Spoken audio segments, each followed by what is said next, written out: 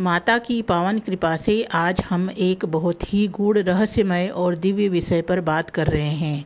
कई लोग मुझसे पूछते हैं, दीदी आत्मा जन्म से पहले कहाँ होती है, क्या उसे सब पता होता है? तो आज मैं परमहंस योगानंद जी के वचनों के आधार पर इस रहस्य को आपके साथ प्रेम, श्रद्धा और सच्चाई से साझा कर रही हूँ। सिर्फ यह जानकारी नहीं है, यह आत्मा की स्मृति है जो आपके भीतर कहीं पहले से ही है, बस उसे जगाने की आवश्यकता है। क्या आपने कभी सोचा है हम इस धरती पर आते कहाँ से हैं? और जब कोई जन्म नहीं लेता है तब वह आत्मा कहाँ रहती है?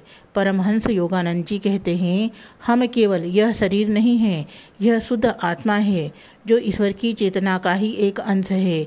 आत्मा कभी जन्म नहीं लेती और कभी मरती नहीं है, वह बस एक यात्रा पर होती है। यह संसार, यह शरीर सिर्फ एक पड़ाव है उस अनंत यात्रा का। जब कोई आत्मा मृत्यु के बाद इस शरीर को छोड़ देती है तो वह सूक्ष्म लोक में चली जाती है, जिसे योगानंद जी ने एस्ट्रल वर्ल्ड कहा है। एक दिव्य लोक जहाँ न पीड़ा है, न रोग है, न वृद्धावस्था है। वहाँ शरीर नहीं होता, सिर्फ प्रकाश होता है। सोचने से सब घटता है। वहाँ आत्मा को विश्राम मिलता है, विश्लेषण का अवसर मिलता है। वह अपने पिछले कर्मों को देखती है, समझती है। लेकिन अगर कोई अधूरी इच्छा हो, कोई बंधन बाकी हो, तो आत्मा फिर से जन्म लेने के लिए प्रेरित होती है। योगानंद जी कहते हैं, इच्छा की वह डोर है जो आत्मा को जन्म और मृत्यु के चक्र में बांधे रखती है।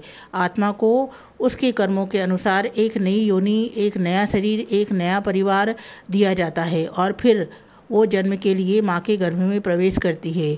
आत्मा जब गर्भ में आती है तब उसे अपने पिछले जन्म, कर्म और उद्देश्य सब याद होता है। लेकिन जैसे जैसे शरीर बनता है और सांसारिक चेतना हावी होती है, सब भूलने लगता है। और जब बच्चा इस संसार में पहली बार सांस लेता है तो आत्मा फिर से इस नाटक में प्रवेश कर जाती है, जिसे किसी मंच पर एक और किरदार निभाने आई हो।